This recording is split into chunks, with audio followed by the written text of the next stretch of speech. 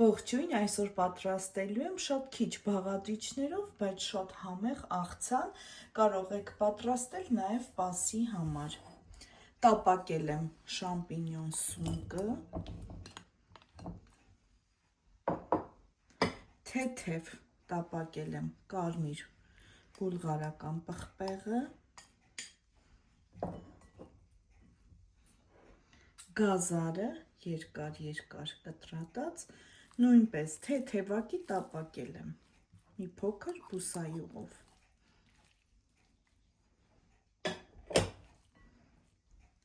Կավելացնեմ թարմ համեմ։